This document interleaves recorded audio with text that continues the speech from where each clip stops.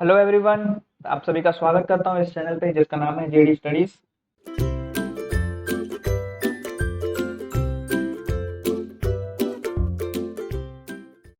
Last lecture में हमने दो एग्जांपल्स देख लिए थे।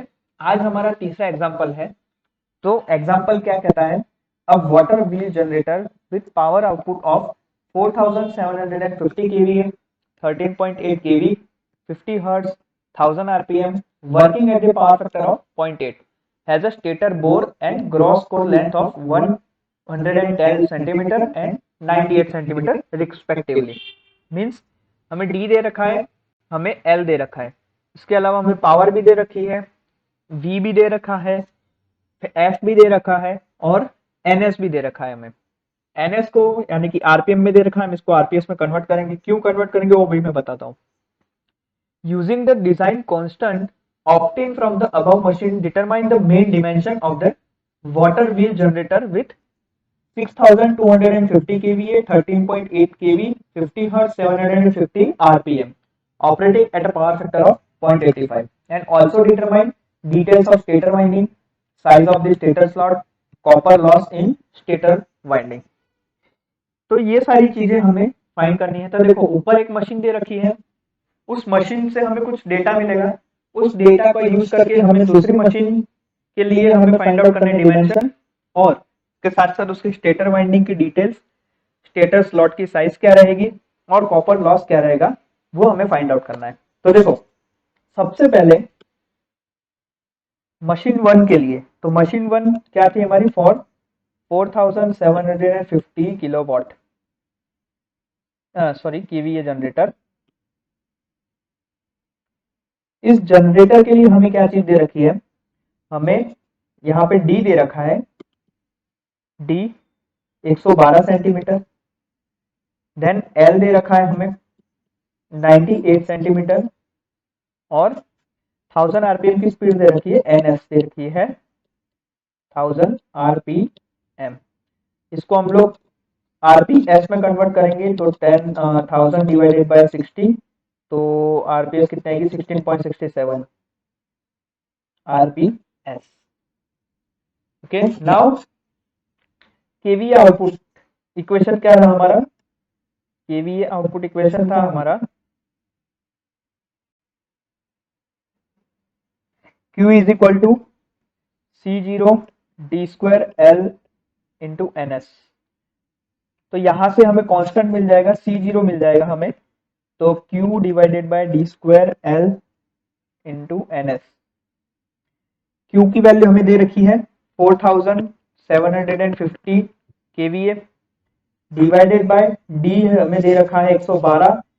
अब ये सेंटीमीटर में तो मीटर में कन्वर्ट कर देंगे, तो मीटर में कन्वर्ट करने पे हमारे पास क्या आएगा? 1.12 मीटर उसका square into L 98 centimetre 0.98 metre into NS. यहाँ पे आरपीएस में स्पीड है जो हमने फाइंड आउट कर दी है, तो 16.67। इसको सॉल्व करेंगे हम लोग तो हमारे पास C0 की वैल्यू आ जाएगी जो कि आने वाली है 232। ओके, C0 यानी कि क्या है? हमारा आउटपुट कोएफिशिएंट। तो output coefficient is equal to क्या होता है?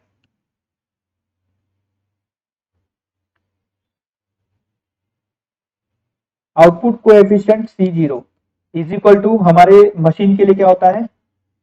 11 into BAV into AC into KW into 10⁻³ ये होता है। ओके, सो यहाँ पे देखो, अब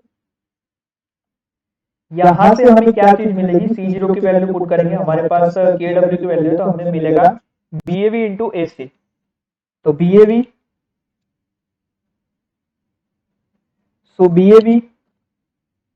into AC is equal to क्या आएगा हमारे पास?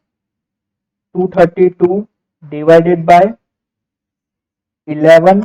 KW की वैल्यू अगर हमारे पास है नहीं तो हम लोग अज्यूम करेंगे 0.95 इंटू 10⁻³। इसको सॉल्व करेंगे तो हमारे पास BAV इंटू AC की वैल्यू आने वाली है 22200। ओके, अभी यहां से हमारे पास जो बी ए बी इंटू ए सी की वैल्यू आई, यहां से हम लोग क्या करेंगे, यहां से हम लोग आउटपुट का इक्वेशन भी आ गया हमारा आउटपुट, तो कोएफिशिएंट जो है वहां से हम लोग डिजाइन डेटा बुक का यूज करके फ्लक्स डेंसिटी अज्यूम करेंगे। फ्लक्स डेंसिटी हमें अज्यूम करने की जरूरत क्यों पड़ गई, क्योंकि हमारे पास यहाँ पे डेटा अवेलेबल नहीं है, इसलिए हमने डिजाइन डेटा बुक का हेल्प लिया और फ्लक्स डेंसिटी की वैल्यू हमने अज्यूम करी, assume the flux density value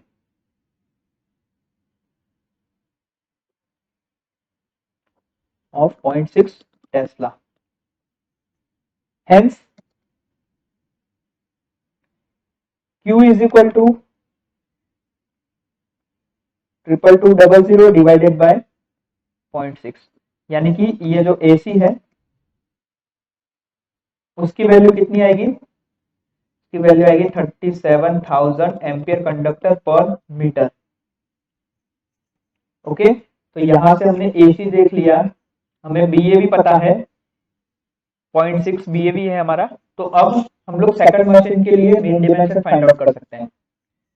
so main dimension of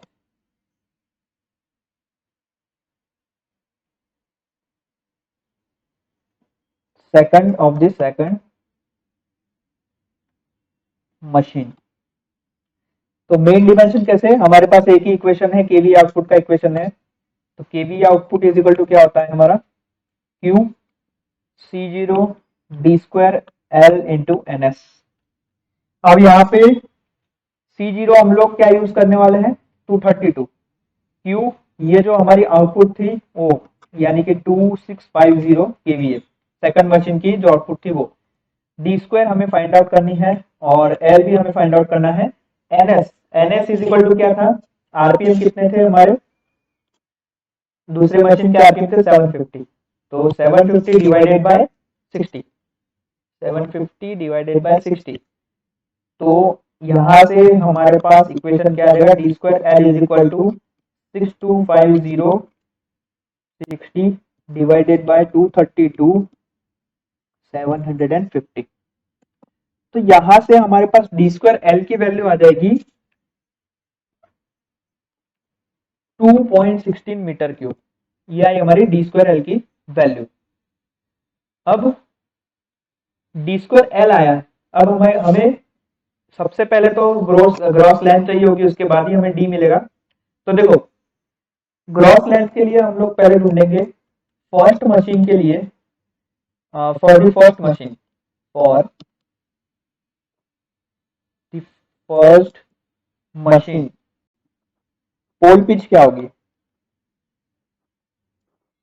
pole pitch का क्या इक्वेशन होता है, पाई डी बाई पी, तो पाई डी कितना आया था, 112 सेंटीमीटर था, 112 सेंटीमीटर ना, okay, then 112 centimetre divide by number of pole 6, तो यहां से हमारे पास आया 58.6 सेंटीमीटर, ये क्या है हमारी पोल पिच आई। पोल पिच आने के बाद हम लोग क्या करेंगे, पोल लेंथ पर पोल पिच,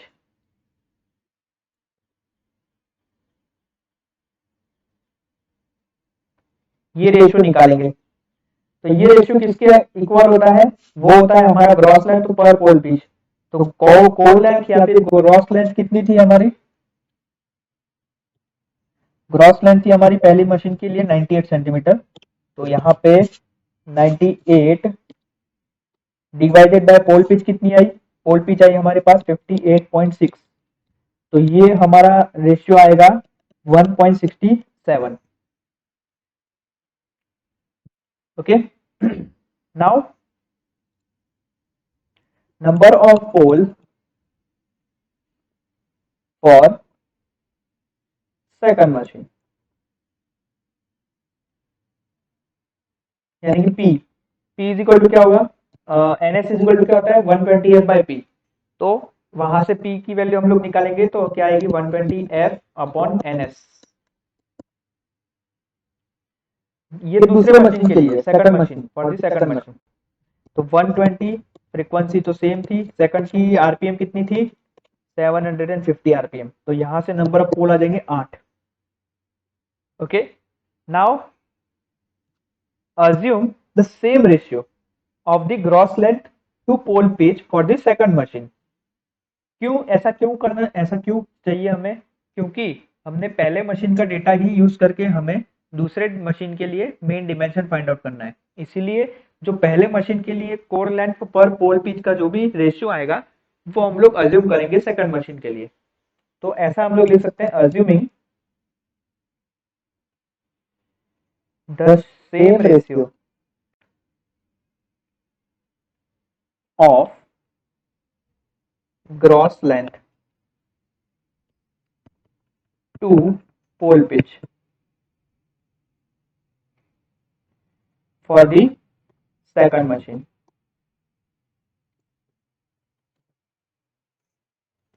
तो कोर लेंथ और पोल पिच, ठीक है, पोल पिच का क्या था, पाई डी बाई पी, ये क्या था रेशियो हमारा 1.67।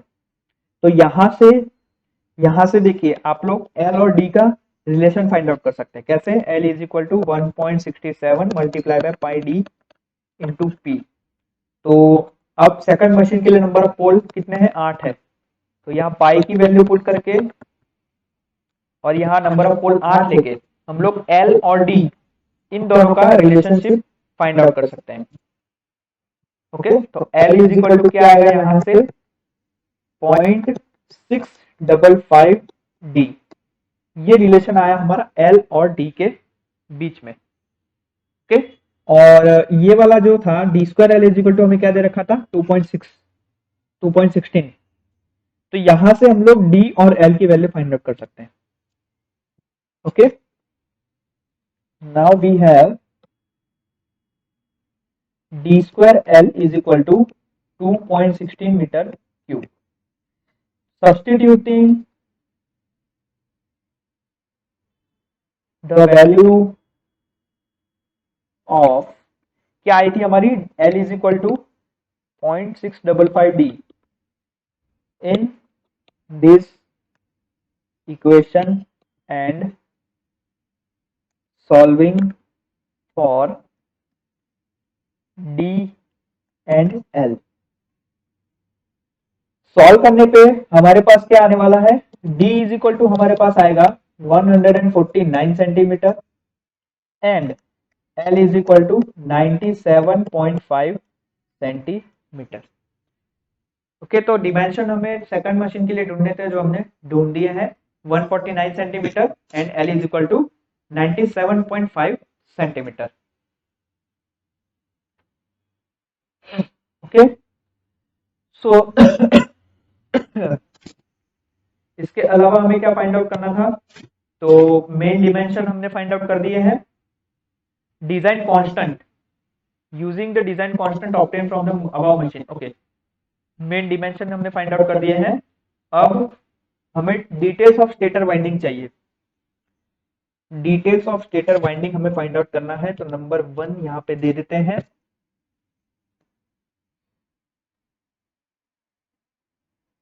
Stator winding details. तो देखो स्टेटर वाइंडिंग डिटेल्स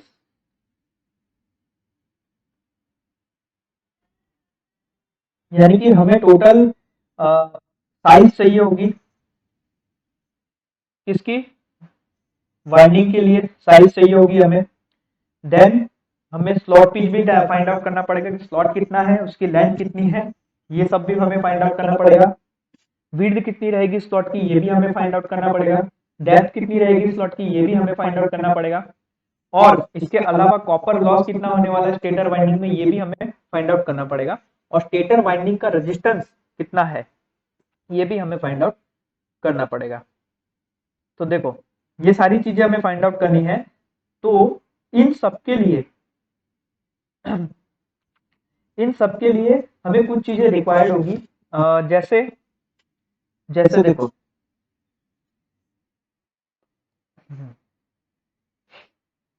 सबसे पहले तो ये जो जनरेटर है इसका आउटपुट में आपको क्या मिलेगा, स्टार कनेक्टेड मिलेगा।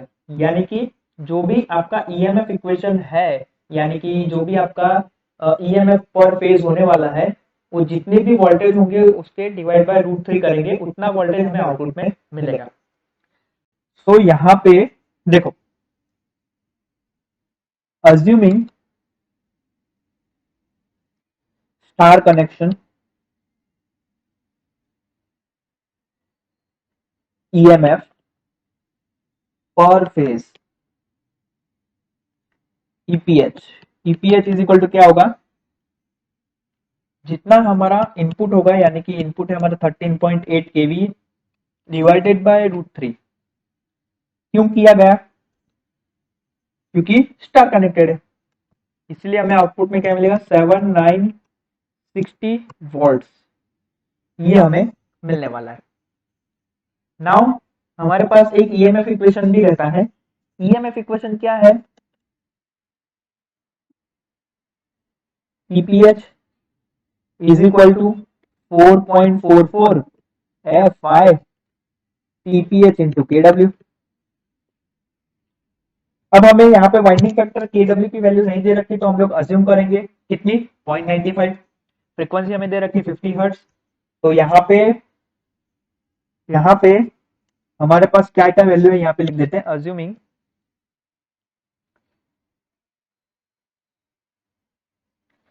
KW is equal to 0.955 and F is equal to 50 hertz। Okay, ये सब मैं क्यों फाइंड आउट कर रहा हूँ, क्योंकि देखो मुझे क्या क्या चाहिए, सबसे पहले तो ईपीएच तो मुझे मिल चुका है, अब मुझे यहाँ पे फाई चाहिए, फाई के बाद मुझे टीपीएच चाहिए। ठीक है, तो मैं सबसे पहले फाई फाइंड आउट करूंगा। फाई इज इक्वल टू क्या होता है, एयर गैप फ्लक्स पर पोल, ये होता है हमारा phi. Phi is equal to क्या है हमारे पास equation, BAV into pi DL divided by P. Okay, so यहाँ पे मशीन 2 के लिए हम लोग मशीन 1 जितनी ही फ्लक्स डेंसिटी को कंसिडर करेंगे, यानी फ्लक्स डेंसिटी हमने कितनी कंसिडर करी थी मशीन 1 के लिए 0.6 टेस्ला, तो यहाँ पे भी हम लोग 0.6 टेस्ला ही कंसिडर करेंगे। तो कंसिडर करने पे हमारे पास इक्वेशन क्या आ जाएगा, 0.6 मल्टीप्लाई बाय पाई, डी था हमारा, डी कितना मिला था हमें, डी मिला था 149 सेंटीमीटर, तो उसको मीटर में कन्वर्ट करेंगे 1.49। एल था हमारा 97.5 सेंटीमीटर, तो उसको मीटर में कन्वर्ट करेंगे 0.975 मीटर। और नंबर ऑफ पोल हमारे आए थे 8।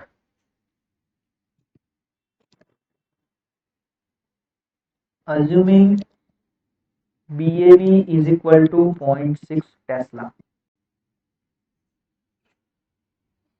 ओके, तो यहां से हमारे पास फाई की कुछ वैल्यू आ जाएगी, फाई की वैल्यू कितनी आएगी 0.342 वेबर। ओके, फाई आ गया, अब हमें टीपीएच फाइंड आउट करना है, वो भी इजी है। तो ये जो ईएमएफ इक्वेशन था इसमें सारी वैल्यू पुट कर देंगे तो हमारे पास टीपीएच की वैल्यू आ जाएगी। तो TPH hence TPH is equal to क्या होगा, EPH divided by 4.44 F 5 KW. EPH कितना था हमारा 7960 डिवाइडेड बाय 4.44, फ्रीक्वेंसी थी हमारी 50 और फाई था हमारा कितना 0.342 वेबर और केडब्ल्यू था हमारा 0.95। तो यहां से हमारी ईपीएच की वैल्यू आ जाएगी, कितनी आएगी 110। ओके, टीपीएच मिल गया, ट्रांसफर फेज मिल गया, तो हमें टोटल नंबर ऑफ कंडक्टर भी मिल जाएंगे। टोटल नंबर ऑफ कंडक्टर कितने होंगे,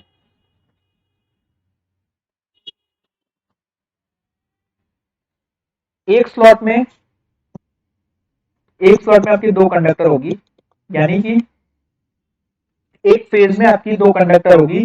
तो ऐसे हमारे पास 3 फेज है, तो 3 इंटू 2 यानी 6, और टर्न एक फेज में आपका कितना है 110, तो 1110 110 मल्टीप्लाई बाय 6, तो टोटल नंबर ऑफ कंडक्टर कितनी है 660। ओके, यहां से total number of conductor find out करने के बाद हमें फुल लोड करंट भी चाहिए होगा। Full load current, full load current per phase. Okay, यानी कि IPH. IPH is equal to क्या होगा, वही पावर इज इक्वल टू क्या होता है √3 VI। तो यहां से आई की वैल्यू क्या आएगी हमारे पास, P divide by √3 into V. तो वही हम लोग यहाँ यूज करने वाले हैं। पावर कितनी थी 6250 KVA.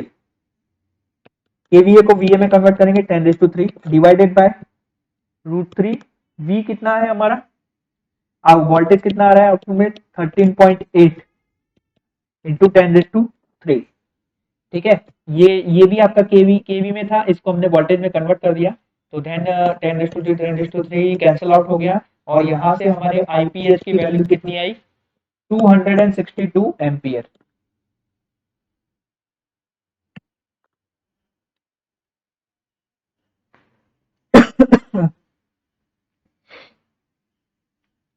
Okay, 262 ampere. Now now अभी हमें क्या करना है, अभी हमें एक चीज अज्यूम करनी है। अज्यूमिंग नंबर ऑफ स्लॉट पर पोल पर फेस इज इक्वल टू 4.5। 4.5 हमने कैसे अज्यूम किया, ये हमने अज्यूम किया डिजाइन डेटा बुक का यूज करके। क्यों हमने यूज किया देखो, वो भी मैं बता देता हूं। देखिए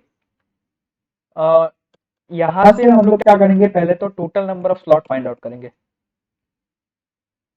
total number of slot is equal to 4.5 into 4.5 into number of pole कितने हैं 8 है और 3 फेज की मशीन है। तो 4.5 इंटू 8 इंटू 3, तो यहां से हमारे टोटल नंबर ऑफ स्लॉट आ जाने वाले हैं 108। ठीक है, और यहां से हम लोग स्लॉट पिच फाइंड आउट करेंगे। Slot pitch is equal to क्या होता है pi D by S, pi D divided by S. Pi की वैल्यू सबको पता है, डी की वैल्यू हमने फाइंड आउट कर दी 149 सेंटीमीटर और एस अभी हमने फाइंड आउट किया 108। तो यहां से हमारे पास स्लॉट पिच की वैल्यू आ गई 4.35 सेंटीमीटर, जो हमारा क्वाइट सेटिस्फैक्टरी है। क्वाइट सेटिस्फैक्टरी है मींस क्वाइट सेटिस्फैक्टरी क्यों, क्योंकि स्लॉट पिच की वैल्यू आपको डिजाइन डेटा बुक में दे रखी होगी। जो भी आपने स्लॉट पर पोल पर फेज आपने कंसीडर किया वहां से, और स्लॉट पिच की वैल्यू आपको वहां डिजाइन डेटा बुक में दे रखी होगी। तो ये जो 4.35 सेंटीमीटर आया है ये नियरली अबाउट टू होगा डिजाइन डेटा बुक में, इसीलिए यहाँ पे क्वाइट सेटिस्फैक्टरी लिखा है। Now now number of conductor per slot, पर स्लॉट इज इक्वल टू क्या होगा, टोटल नंबर ऑफ कितने थे 660, टोटल नंबर कंडक्टर इतने थे और divide by total number of slot 108। तो एक स्लॉट में कितने कंडक्टर आने वाले हैं आपके, नियरली अबाउट टू 6, 6 कंडक्टर आएंगे। ओके, तो now total number of conductor revised, ठीक है, यहां से number of conductor per slot आए। तो ये जो थे हमने अप्रोक्सीमेटली 660 के कंडक्टर हमने गिने थे, पर आ रहा है यहाँ पे 6। तो रियल में कितने होने चाहिए, रियल में आपके कंडक्टर होना चाहिए 108 मल्टीप्लाई बाय 6। तो 108 मल्टीप्लाई बाय 6 करेंगे तो आपके पास कितना आने वाला है 648। तो 648 कंडक्टर आपके रियल में होने चाहिए। ओके, सो ये तो आ गया हमारा कंडक्टर रिवाइज की वैल्यू। यहां से number of turn per phase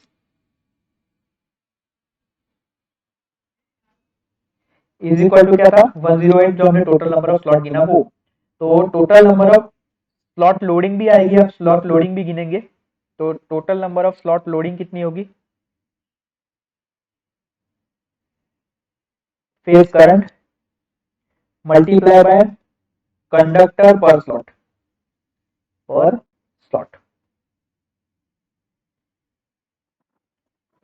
current कितना था आपका 262 एम्पियर, कंडक्टर पर स्लॉट कितना है आपका 6। तो यहां से स्लॉट की लोडिंग कितनी होगी 1572 एम्पियर कंडक्टर। ये भी आपका क्वाइट सेटिस्फैक्टरी है। ओके ये सारी चीजें हमें आगे जरूरत पड़ेगी, ये सारी चीजें हमने क्यों फाइंड आउट करी वो आगे जरूरत पड़ने वाली है, क्योंकि हमें स्टेटर स्लॉट के भी डिमेंशन फाइंड आउट करने हैं। तो देखो डिमेंशन ऑफ स्टेटर स्लॉट, ठीक है, डिमेंशन ऑफ स्टेटर स्लॉट। तो यहाँ पे हमने डिमेंशन का मतलब क्या है, यहाँ पे साइज फाइंड आउट करनी है, स्लॉट की साइज फाइंड आउट करनी है। तो साइज में क्या आएगा, देखो स्लॉट की साइज में क्या आता है, डेप्थ आता है और साइज उसकी लेंथ आती है। ये चीज हमें दोनों फाइंड आउट करनी है। तो ये चीज के लिए देखो हमारे पास क्या क्या चीज अवेलेबल है। तो सबसे पहले तो हम लोग फाइंड आउट करेंगे उसका full load current, full load current per phase, ये फाइंड आउट करेंगे। Full load current per phase यानी IPH, IPH is equal to वही जो हमारा ये था, IPH is equal to 262 ampere था हमारे पास पहले से ही, तो उसको फाइंड आउट करने की जरूरत नहीं है। तो यहां से 262 एम्पियर को लेके हम लोग करंट डेंसिटी अज्यूम कर सकते हैं, अज्यूमिंग करंट डेंसिटी, ठीक है। करंट डेंसिटी क्या अज्यूम करेंगे, करंट डेंसिटी हमारी अज्यूम होने वाली है 4.2 ampere per MM square. Okay ये कहां से आया, देखो डेंसिटी इज इक्वल टू क्या होता है, total current divided by total area, जो भी एरिया है, ठीक है, जैसे टोटल करंट है ये डिवाइड बाय एरिया। अब आपको डिजाइन बुक में डेटा क्या दे रखा होगा, डिजाइन बुक में आपको डेटा दे रखा होगा सिर्फ और सिर्फ ये टोटल एम्पियर का करंट दे रखा होगा और उसका एरिया दे रखा होगा। तो उसको उसको डिवाइड करोगे तो आप करंट डेंसिटी फाइंड आउट कर सकते हो। तो ऐसे करंट डेंसिटी है 4.2 ampere per MM square. Okay now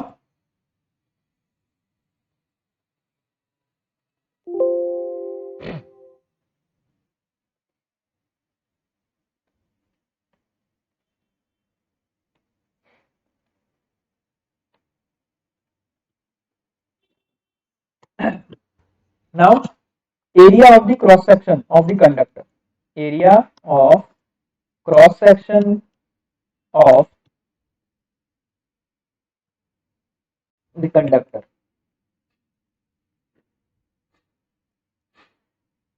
okay तो ऐसे तो हमने यहाँ पे अज्यूम किया था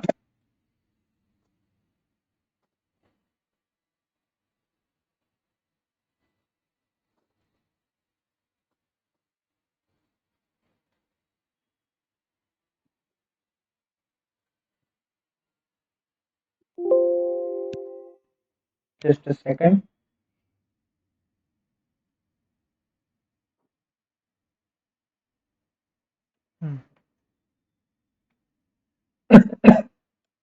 ओके नाउ ऐसे तो हमने यहाँ पे अज्यूम किया था 4.2 एम्पियर पर एमएम स्क्वायर। तो यहाँ से हमें रियल में एरिया ऑफ क्रॉस सेक्शन कितना है कंडक्टर का वो भी मिल जाएगा। तो कैसे मिलेगा, वो हमें करंट कितना था 262 डिवाइडेड बाय 4.2, तो रियल एरिया मिल जाएगा उसका 62.4 एमएम स्क्वायर, ठीक है। तो based on the allow flux density width of the stator tooth can be calculated and then the width of the slot can be estimated। तो हमें सबसे पहले क्या करना पड़ेगा, फ्लक्स डेंसिटी की विड्थ फाइंड आउट करने के लिए हमें सबसे पहले तो उसका फ्लक्स डेंसिटी चाहिए स्टेटर टीथ में, कितनी फ्लक्स डेंसिटी है वो हमें फाइंड आउट करनी पड़ेगी। तो देखो flux density in stator tooth यानी कि BT, BT is equal to क्या होता है 5 divided by number of teeth, कितने नंबर ऑफ टीथ है per pole arc, multiply by width of the width of the teeth multiply by its iron length।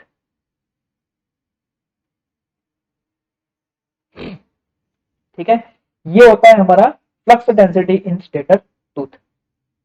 तो large salient pole alternator में flux density in the tooth along the depth of the tooth does not vary appreciably. Thus, the flux density at the top of the tooth may be assumed as 1.7 Tesla and width of the tooth can be calculated at the top section. Okay?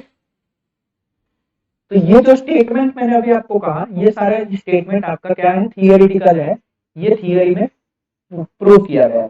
ठीक है, तो हम लोग क्या करेंगे, हम लोग flux density को अज्यूम करेंगे 1.7 टेस्ला और टॉप सेक्शन में, स्लॉट के टॉप सेक्शन में ही हम उसे फाइंड आउट करेंगे। ठीक है, और बाकी के लिए वही हम लोग अज्यूम रखेंगे। हेंस यहाँ पे इसलिए hence number of teeth per pole arc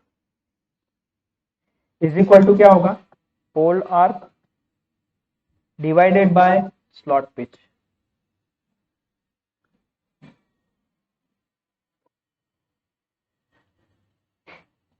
okay, तो ये पोल आर्क और स्लॉट पिच हमें यहाँ पे रखना है। और हम लोग एक चीज और अज्यूम करेंगे, assuming sorry pole arc to pole pitch की जो वैल्यू है ये हम लोग अज्यूम करेंगे कितनी 0.65। तो यहाँ से हमारे पास पोल आर की वैल्यू आएगी क्या, pole arc is equal to 0.65 multiply by pole pitch. Pole pitch कितनी थी हमारी, पोल पिच थी हमारी 58.6 सेंटीमीटर। तो यहाँ से हमारे पास पोल आर की वैल्यू आ जाएगी 38.1 centimetre. Okay, thus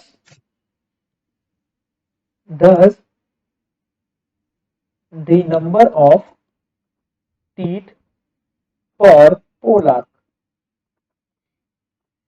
is equal to क्या होगा, देखो पोल आर्क की वैल्यू कितनी है हमारे पास 38.1 सेंटीमीटर, स्लॉट पिच कितनी है हमारे पास 4.35। तो यहां से number of teeth per pole arc आ गए 9। नाउ नेट लेंथ आयरन,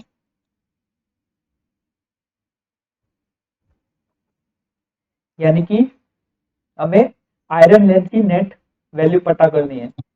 कैसे करेंगे, एक इक्वेशन है L minus N D W D into K I. ठीक है, now assuming 10 ventilating duct of each 1 centimeter width and iron space factor of 0.92। तो यहां से हमारे पास क्या वैल्यू आ जाएगी, नेट आयरन लेंथ की यानी कि एल आई की वैल्यू आ जाएगी 10 वेंटिलेटिंग डक्ट हमने कंसिडर की है, यानी कि एन डी की वैल्यू हमने 10 रखी है और 1 सेंटीमीटर हमने उसकी विड्थ रखी है। ओके, और आयरन स्पेस फैक्टर की वैल्यू यानी के आई की वैल्यू हमने कितनी अज्यूम करी है 0.92 हमने अज्यूम करी है। तो अब क्या बचता है, लेंथ बचती है, ग्रॉस लेंथ बचती है। तो ग्रॉस लेंथ हमने फाइंड आउट करी थी 97.5 सेंटीमीटर। ओके, तो यहां से हमारे पास अगर इसको वैल्यू को सॉल्व करते हैं तो हमारे पास क्या वैल्यू आएगी 80.5 सेंटीमीटर, यानी कि इसको मीटर में कन्वर्ट करेंगे तो कितना आएगा 0.805 मीटर। यह है हमारा नेट आयरन लेंथ। तो बीटी कैसे मिलेगा, BT is equal to BT क्या है हमारा, flux density in stator tooth. BT is equal to क्या था हमारा, फाइव फाइव यानी कि 0.342 divided by number of teeth per pole arc. Number of teeth per pole arc कितना आया हमारा, वो आया हमारा 9। तो यहाँ पे 9 multiply by width of the teeth कितनी आई हमारी, विड्थ ऑफ द टीथ हमारी हमें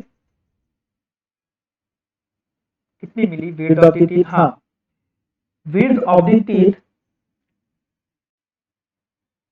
हमें कितनी रखनी है, ये फाइंड आउट करनी है ना, बीटी। ये तो हमारा क्या है, फ्लक्स डेंसिटी है जो हमने अज्यूम करी है, तो ये भी वैल्यू हमने अज्यूम कर रखी है 1.7 टेस्ला। नाउ और क्या था, आयरन लेंथ। आयरन लेंथ हमने यहाँ पे फाइंड आउट किया 0.805। तो यहां से हमारे पास विड्थ ऑफ द टीथ की वैल्यू आने वाली है, बीटी स्मॉल बीटी की वैल्यू आएगी हमारे पास कितनी आएगी, 2.78 सेंटीमीटर। चलो ये एक चीज तो हमें मिल गई, डिमेंशन के लिए विड्थ मिल गई हमें। अब हमें डेप्थ भी ढूंढनी है। डेप्थ ढूंढने के लिए हमारे पास क्या क्या अवेलेबल है, तो सबसे पहले तो हमें हमारे पास स्लॉट पिच अवेलेबल है। We have slot pitch. Slot pitch की वैल्यू कितनी है, 4.35 सेंटीमीटर। तो रियल में स्लॉट पिच की वैल्यू क्या होगी, तो रियल में स्लॉट पिच की वैल्यू होने वाली है 10, द स्लॉट पिच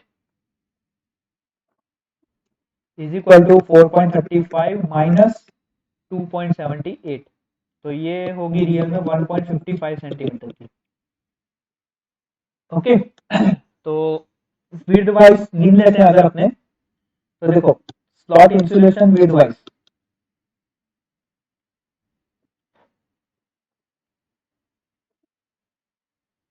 तो सबसे पहले हम लोग क्या कंसीडर करेंगे, कंडक्टर का insulation.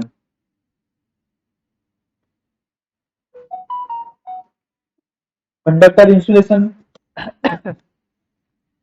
2 multiply by 0.5 is equal to 1 mm। Then दूसरा क्या कंसीडर करेंगे, slot liner. Slot liner one दो स्लॉट लाइनर होंगे, 2 इंटू 1.5 यानी कि 3 mm। देन तीसरा हम लोग कंसीडर करेंगे उसकी बाइंडिंग टेप।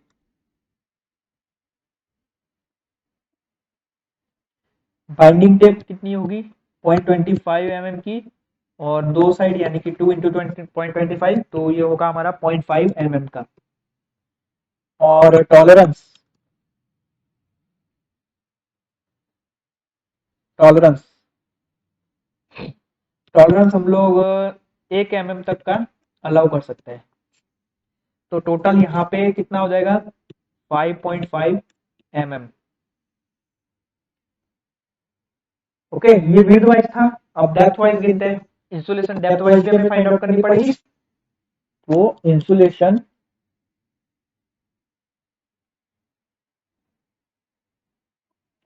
डेप्थ वाइज, तो सबसे पहले डेप्थ वाइज में कंडक्टर की इंसुलेशन गिनेंगे।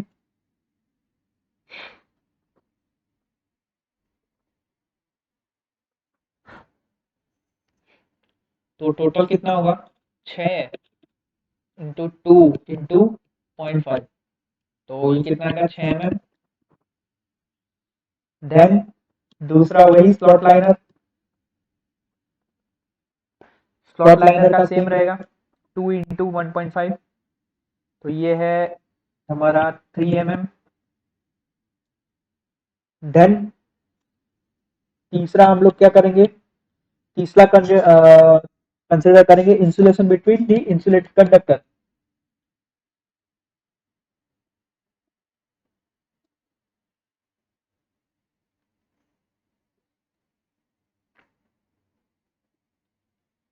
कंडक्टर,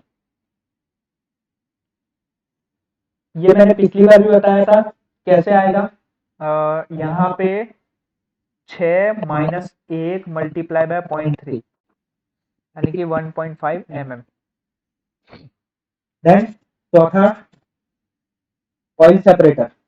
कॉइल सेपरेटर को भी हम लोग क्या करेंगे, कंसिडर करेंगे डेप्थ के लिए।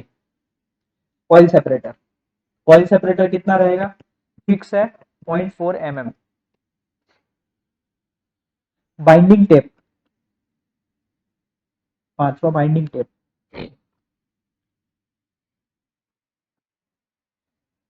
बाइंडिंग टेप, बाइंडिंग टेप आपकी 0.25 के लिए फिक्स रहती है, लेकिन डेप्थ के लिए आपकी 6 इंटू 2 इंटू 0.25, तो कितना आएगा 3 mm। अच्छा, ये बाइंडिंग टेप की मैं गिनती कैसे कर रहा हूँ, 6 इंटू 2 इंटू 2.25, 0.25 बाइंडिंग टेप की एक स्पेशल क्या कहते हैं, फिक्स फिक्स रहती है कि 0.25 mm जगह रोकेगी ही रोकेगी। 6 इंटू 2 कैसा है, उसकी साइड गिनी जाती है, ठीक है, बाइंडिंग टेप कितनी साइड आप गिन रहे हैं उसके हिसाब से 6 इंटू 2 इंटू 0.25 आया। बाइंडिंग टेप के अलावा डेप्थ के लिए आप लोग लिप भी कंसिडर करेंगे, तो लिप की विड्थ भी फिक्स होती है 1 mm की। देन लिप के अलावा वेज, इसका भी फिक्स होता है 3 mm। और लास्ट में, सबसे लास्ट में टॉलरेंस,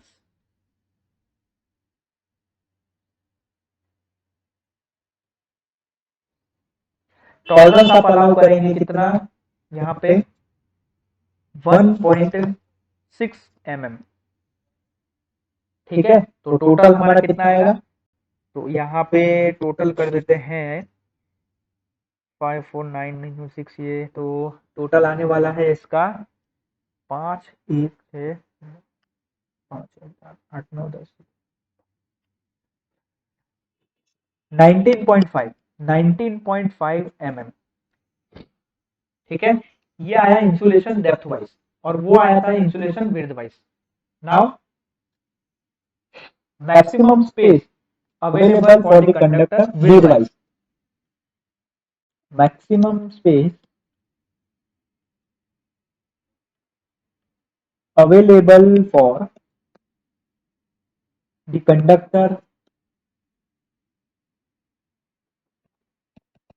widthwise कितनी होगी, widthwise की स्लॉट माइनस जो इंसुलेशन है widthwise उसको माइनस कर देंगे उसमें से, तो width ऑफ द स्लॉट कितनी थी 1.55, और उसमें से widthwise का जो इंसुलेशन है वो माइनस कर देंगे, 0.55 माइनस कर देंगे, कितना आएगा 1.0 सेंटीमीटर। ओके, तो ये मैक्सिमम साइज है। ओके, अब विड्थ आ गई हमारे पास और डेप्थ भी आ गई, दोनों चीज आ चुकी है हमारे पास। तो हमारा जो एग्जाम्पल था, प्रॉब्लम थी न्यूमेरिकल की, वो यहाँ पे सॉल्व हो जाती है, ठीक है। अब तीसरा हमें क्या कहा था, कॉपर लॉस ढूंढने को कहा था। थर्ड हमें कॉपर लॉस फाइंड आउट करना था, देखिए थर्ड था हमें copper loss in stator winding, तो कॉपर लॉस भी हमें फाइंड आउट करना है। तो देखो कॉपर लॉस फाइंड आउट करने के लिए third one is copper loss.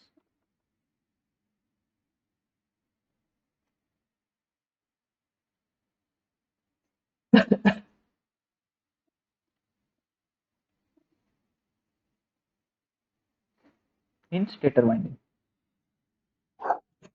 Copper loss क्या होता है, आई स्क्वायर आर, ठीक है, आई स्क्वायर आर होता है आपका। हमारे पास आई तो है लेकिन आर नहीं है, यानी रेजिस्टेंस नहीं है स्टेटर वाइंडिंग का। अब रेजिस्टेंस ऑफ स्टेटर वाइंडिंग क्या कहलाता है, resistance of stator winding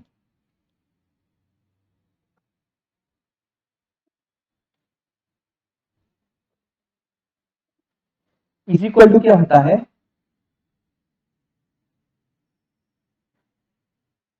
is equal to आपका होता है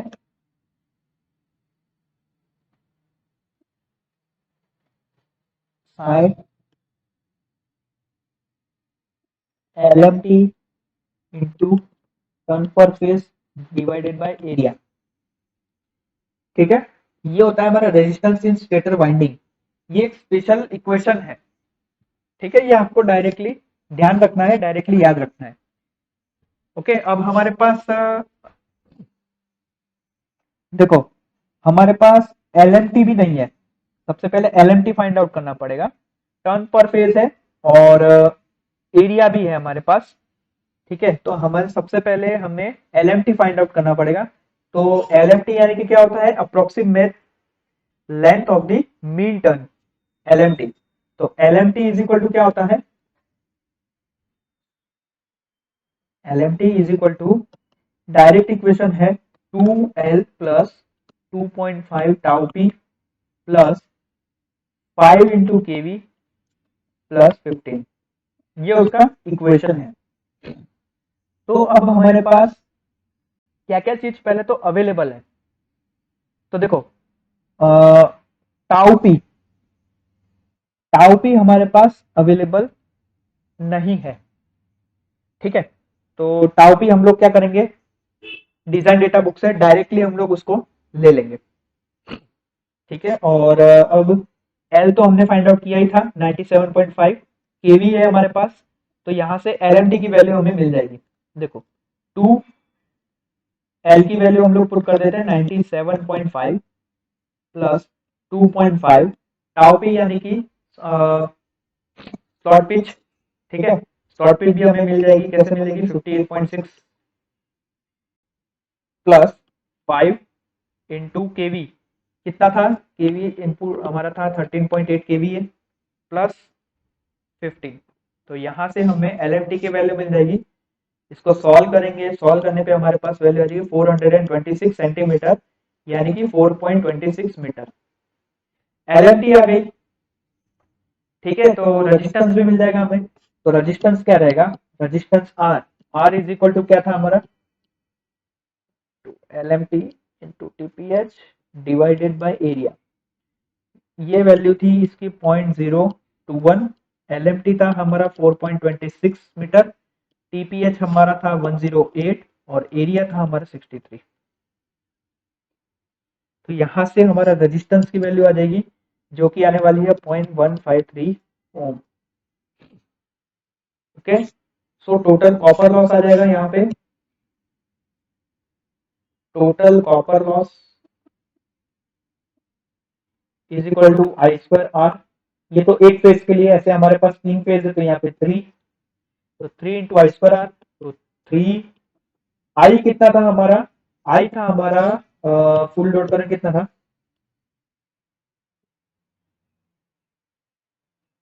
262 एम्पियर। तो यहाँ पे 262 का स्क्वायर मल्टीप्लाई बाय आर हमारा कितना आया, 0.153। तो यहाँ से टोटल कॉपर लॉस आ जाएगा 31,500 वॉट, ठीक है। तो ये तीसरी चीज भी हमने फाइंड आउट कर दी। Now fourth,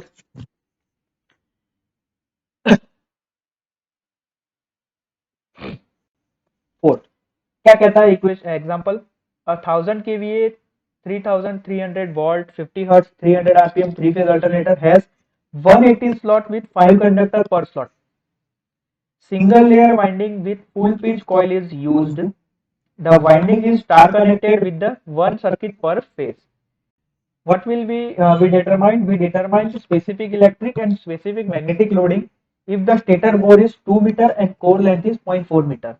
Using the same specific loadings, determine the design detail for दूसरी मशीन आ गई 1250 kVA 3300 watt 50 hertz 250 rpm 3 phase star connected alternator with 2 circuit per phase and machine have 60 degree phase spread.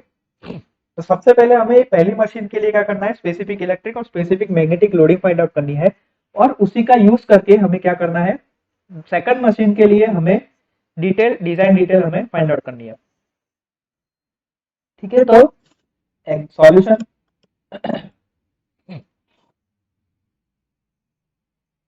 तो सबसे पहले ए 180 slot with 5, तो यहां से हम लोग total number of stator conductor find out कर सकते हैं। कितना रहेगा 180 मल्टीप्लाई बाय 5, तो वो रहेगा 900। 900 conductor, stator conductor.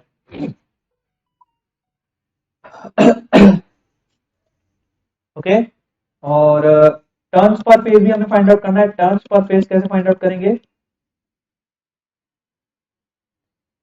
Turns per phase के लिए हमारे पास टोटल स्टेटर कंडक्टर 900 और 3 फेज है, और एक फेज में हमारे 2 कंडक्टर, तो यहाँ पे 2, तो 900 डिवाइड बाय 6, तो यहाँ से हमारे पास कितना आएगा 150।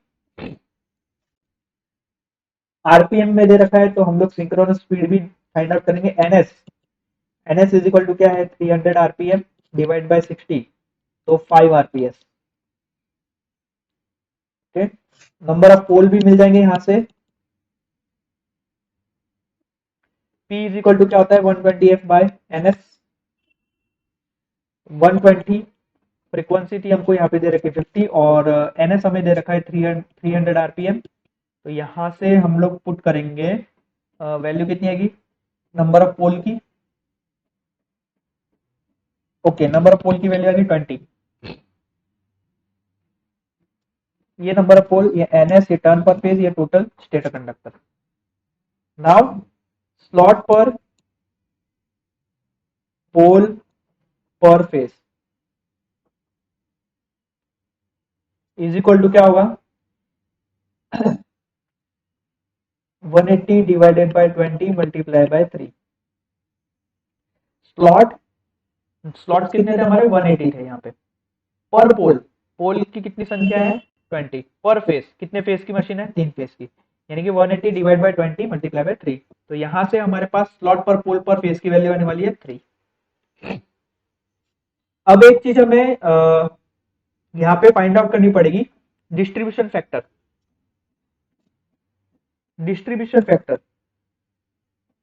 क्या होता है? Distribution factor is equal to, यहाँ पे एक चीज हमें दे रखी है, मशीन है 60 डिग्री फेज स्प्रेड, तो डिस्ट्रीब्यूशन फैक्टर के लिए फाइन काम आ जाएगा sine 60 divided by 2 divided by 3 sine 60 divided by 6। तो यहां से वैल्यू फाइंड आउट करेंगे, वो आएगी 0.96।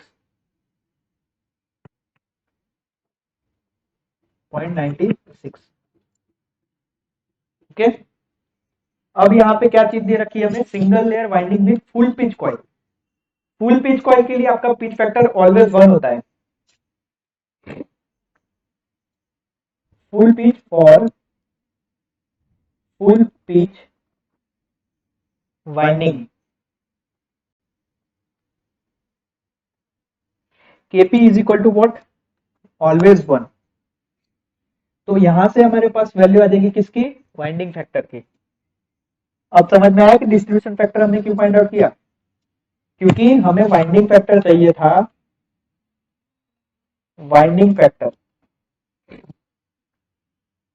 Is equal to Kp into Kd, ये होता है। Kp इज इक्वल टू 1 है, Kd इज इक्वल टू क्या था 0.96, तो Kw की वैल्यू आ जाएगी हमारे पास 0.96।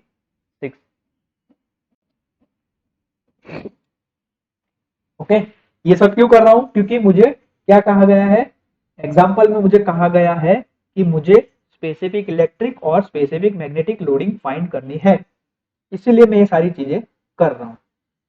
अब वाइंडिंग फैक्टर आ गया, वाइंडिंग फैक्टर के बाद हमारे पास क्या बचता है, अबे हमें फाइंड आउट करना है EPH. EPH is equal to क्या होगा 3300। स्टार कनेक्टेड आपको मशीन दे रखी है, यानी कि डिवाइड बाय √3, तो ईपीएच इज इक्वल टू क्या मिलेगा 1910 वोल्ट। यहां से हम लोग flux per pole find out करेंगे ईएमएफ इक्वेशन यूज करके। EPH divide by 4.44, EPH is equal to क्या था 1910 डिवाइड बाय 4.44। एफ थी हमारे पास फ्रीक्वेंसी 50, और इसके अलावा हमारे पास अब क्या available, turn per phase. Turn per phase पर पोल कितना था,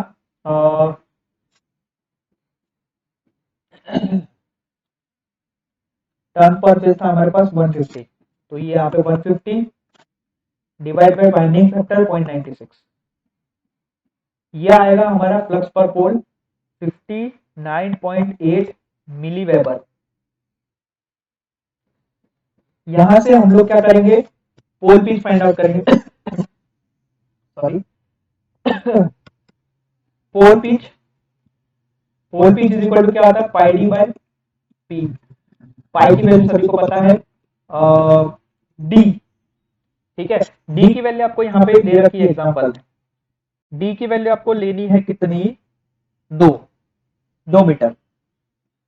तो यहाँ पे आप लिखेंगे 2, और नंबर ऑफ पोल, ठीक है, नंबर ऑफ पोल कितने हमारे 20 हमने गिने थे, तो यहां से हमारे पास क्या आ जाएगा, पोल पिच की value 0.314 metre. Now area of one pole pitch, one pole pitch, area of one pole pitch यानी AP, AP is equal to क्या होता है, pole pitch multiply by its pole length. दोनों चीज हमें हमारे पास है अवेलेबल। देखो पोल पिच हमारा कितना आया 0.314, और कोर लेंथ हमें दे रखा है, क्या दे रखा है, कोर लेंथ हमें दे रखी है 0.4 मीटर, तो यहाँ पे 0.4, तो क्या आएगा, area of one pole pitch आएगा 125.6 multiply by 10⁻³ metre square. Okay, तो यहां से हमारे पास स्पेसिफिक मैग्नेटिक लोडिंग आ जाएगी। स्पेसिफिक मैग्नेटिक लोडिंग जो कि क्या रहेगी, phi divided by AP. Phi कितना था हमारा, फाई हमने यहाँ पे फाइंड आउट किया 59.8 मिली वेबर, तो 59.8 मिली वेबर को वेबर में कन्वर्ट करेंगे 10⁻³ डिवाइडेड बाय एपी आया हमारा 125.6 मल्टीप्लाई बाय 10⁻³। तो यहां से स्पेसिफिक मैग्नेटिक लोडिंग की वैल्यू है कितनी, 0.476 टेस्ला। ये आ गई हमारी बीएबी की वैल्यू जो हमें पूछा गया था। ओके, अब स्पेसिफिक इलेक्ट्रिक लोडिंग की बारी। तो specific electric loading is equal to क्या होता है, 3 IPH ZPH divide by pi D, ये होता है स्पेसिफिक इलेक्ट्रिक लोडिंग। अब हमारे पास क्या क्या नहीं है, आईपीएस नहीं है हमारे पास, ठीक है, तो आईपीएस भी हमें पहले फाइंड आउट करना पड़ेगा। तो सबसे पहले हम लोग आईपीएस फाइंड आउट करते हैं, current per phase. IPS means current per phase. IPH is equal to क्या होगा, आईपीएच इज इक्वल टू होने वाला है हमारा 1000 divide into 10⁻³ divided by 3 into 1910। तो यहां से हमारे पास आईपीएच की वैल्यू आ गई, वो आई 175 एम्पियर। ओके, तो as there is a one circuit per phase, current per conductor is equal to 175 ampere. तो यहां से स्पेसिफिक इलेक्ट्रिक लोडिंग आ जाएगी हमारी कितनी, स्पेसिफिक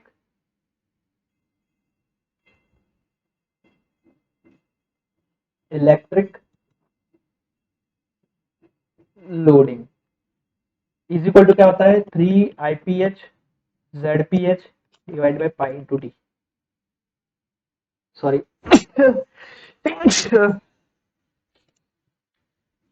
तो एक फेज के लिए 3 आएगा, ऐसे हमारे पास और दो फेजेस और हैं, तो 3 इंटू 2 यानी 6 IPH TPH divided by pi into D. 6 IPH हमारे पास 175 ampere, TPH turn per phase है हमारे पास 150 divided by pi into D, D कितना था 2 मीटर। तो यहां से हमारे पास स्पेसिफिक इलेक्ट्रिक लोडिंग की वैल्यू आ गई 25,000 एम्पियर कंडक्टर पर मीटर। ये भी हमें फाइंड आउट करना था। ओके, और यहीं से इसी से हम लोग पेरिफेरल स्पीड भी फाइंड आउट कर सकते हैं।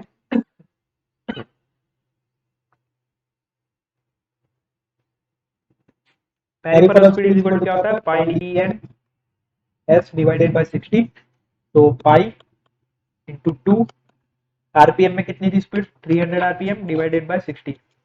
तो यहां से वैल्यू आएगी 31.4 मीटर पर सेकंड।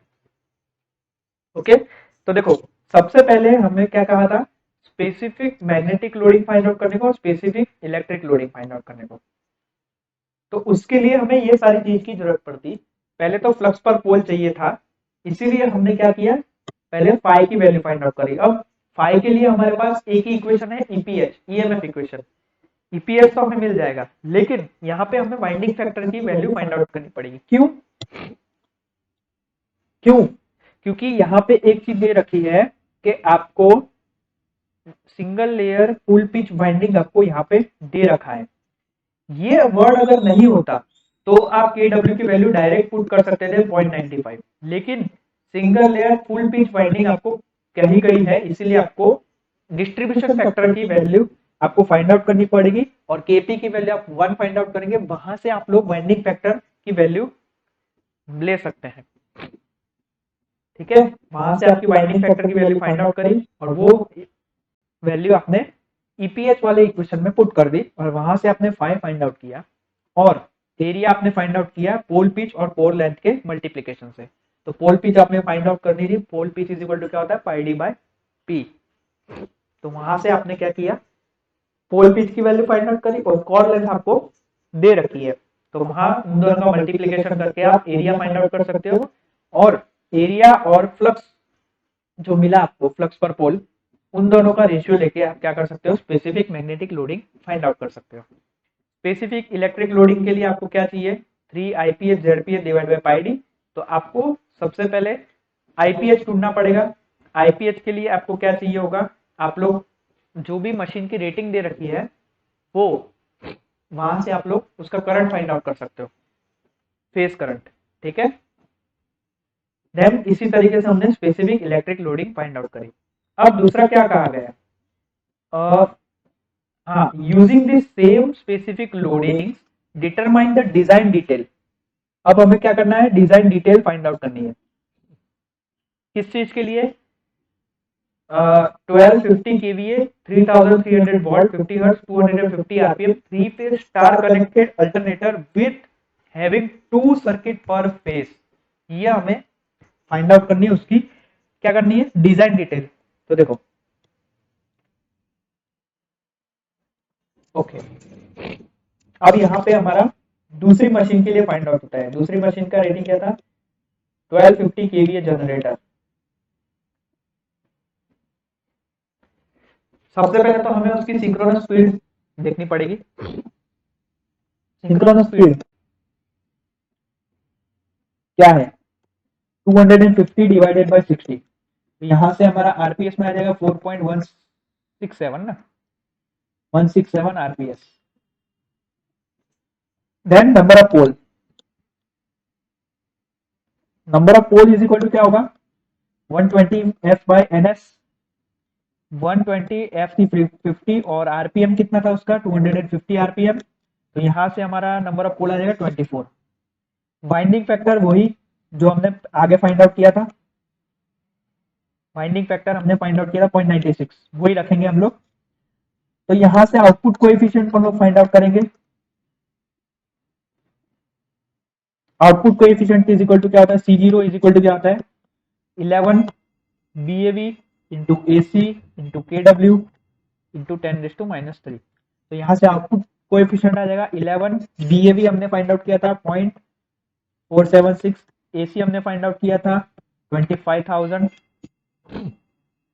और KW था हमारा 0.96 इंटू 10⁻³ तो यहां से C0 की वैल्यू आ जाएगी 126।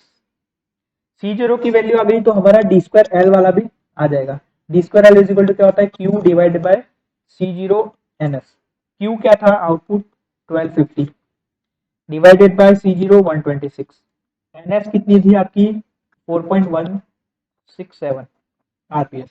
तो यहां से हमारा d2L आ गया कितना, 2.39 metre cube.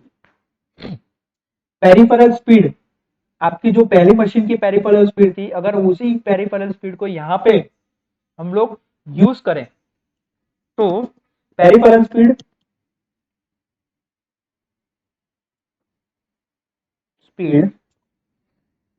Is equal to pi D N S divided by 60। Pi D N S कितना है हमारा 250 डिवाइडेड बाय 60। तो यहां से हमारा आएगा कितना आएगा 31.4 31.4 मीटर पर सेकंड। ओके, तो हाँ, यहां से हम लोग क्या करेंगे, डी और एल की वैल्यू फाइंड आउट करेंगे। Hence D is equal to क्या होगा 2.4 metre and L is equal to 0.414 metre.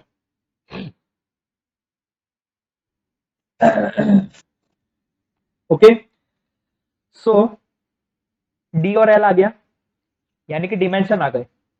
ठीक है, अब डिजाइन डिटेल की बात करते हैं। डिजाइन डिटेल में हमें क्या चाहिए होगा, एक तो टर्न पर फेस चाहिए होगा, देन नंबर ऑफ कंडक्टर चाहिए होगा, then number of conductor per slot चाहिए होगा। ओके, ये सारी चीजें हमें चाहिए होगी। तो सबसे पहले उसके लिए, उस चीज के लिए हमें सबसे पहले क्या क्या चीज फाइंड आउट करनी पड़ेगी। तो सबसे पहले हमें फाइंड आउट करने पड़ेगा pole pitch. Pole pitch pole pitch is equal to क्या होता है, पाई डी बाई पी। सभी को पता है पाई डी कितना है 2.4 मीटर और नंबर ऑफ पोल कितना है आपका 24। तो यहां से आपका आ जाएगा पोल पिच जो कि आने वाली है 0.314 मीटर। पोल पिच के बाद आप लोग फाइंड आउट करेंगे flux. Flux per pole, flux per pole is equal to क्या होता है, BAV into pi D L divided by P. BAV BAV आपने फाइंड आउट किया है, बीएवी इज इक्वल टू क्या होगा आपका 0.4 से 0.476, ये आपने पहले फाइंड आउट किया। आगे ये आपने आगे फाइंड आउट किया था बीएवी। पाई डी की वैल्यू आपकी 2.4, एल की वैल्यू आपकी 0.414 डिवाइडेड बाय नंबर ऑफ पोल 24। तो यहां से आपका फ्लक्स पर पोल आ जाने वाला है कितना, यहां से आपका फ्लक्स पर पोल आ जाएगा 0.062 weber.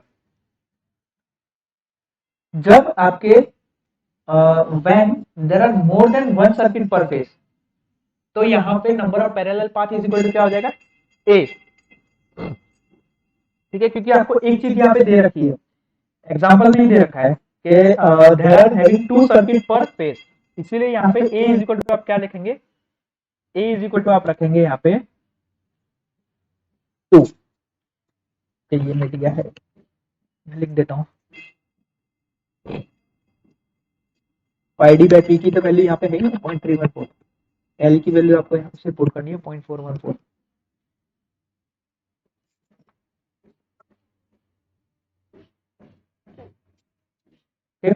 When there are there are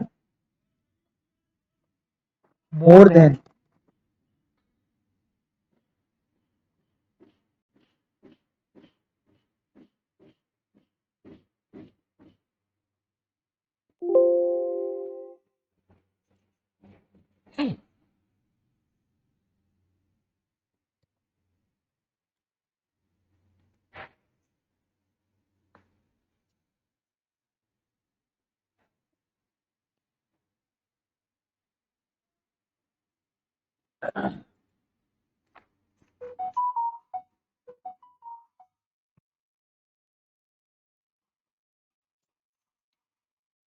when there are more than one circuit per phase, then number of parallel path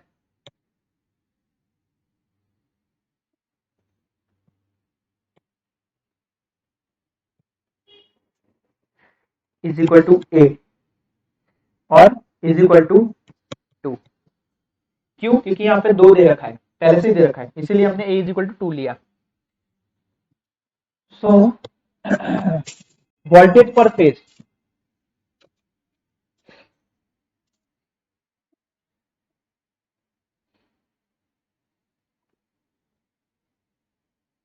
voltage per phase EPH is equal to क्या होगा 4.44 F five TPH K W divided by A. Hence TPH is equal to क्या होगा 2 multiply by EPH. EPH की value कितनी थी 1910 divided by 4.44 frequency 50 और 5 हमने find out किया था 0.062 और क्या केडब्ल्यू था 0.96। तो यहाँ से टीपीएच की वैल्यू आ जाएगी 289, टर्न पर फेज की वैल्यू आ गई 289। तो टोटल नंबर ऑफ कंडक्टर हमें फाइंड आउट करने पड़ेंगे। तो यहाँ से टोटल नंबर ऑफ कंडक्टर कितना आएगा, total number of conductor is equal to 6 TPH. 6 TPH is equal to क्या होता है 6 इंटू 289, तो वो होगा हमारा 1734। ठीक है, ये तो है अप्रोक्सीमेटली 1734 कंडक्टर होने चाहिए, लेकिन रिवाइज नंबर ऑफ कंडक्टर हम लोग फाइंड आउट करेंगे। हमें एक चीज हमें यहां से पता चल गई कि 1734 से कंडक्टर कम ही आने वाले हैं।